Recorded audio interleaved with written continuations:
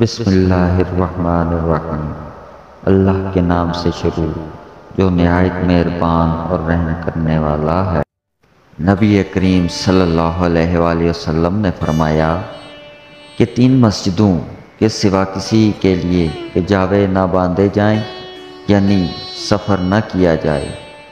ایک مسجد الحرام، دوسری رسول اللہ صلی اللہ علیہ وآلہ وسلم کی مسجد نبوی، اور تیسری مسجد الاقصی یعنی بیت المقدس۔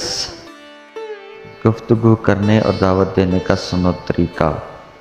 نبی کریم صلی اللہ علیہ وآلہ وسلم اس قدر ٹھہر ٹھہر کر باتیں کرتے کہ اگر کوئی شخص آپ صلی اللہ علیہ وآلہ وسلم کے الفاظ گننا چاہتا تو گن سکتا تھا۔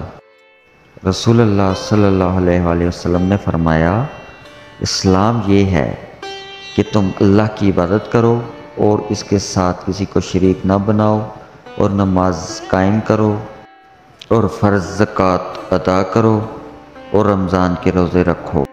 رسول اللہ صلی اللہ علیہ وآلہ وسلم نے فرمایا، اللہ تعالیٰ دین کے علم کو اس طرح نہیں اٹھائے گا کہ اس کے بندوں کے سینوں سے چھین لے، بلکہ وہ علماء کو موت دے کر علم کو اٹھائے گا، حتیٰ کہ جب کوئی عالم باقی نہیں رہے گا تو لوگ جاہلوں کو سردار بنا لیں گے، ان سے دینی مسائل پوچھے جائیں گے تو وہ بغیر علم کے فتوے دے کر خود بھی گمراہ ہوں گے اور لوگوں کو بھی گمراہ کریں گے۔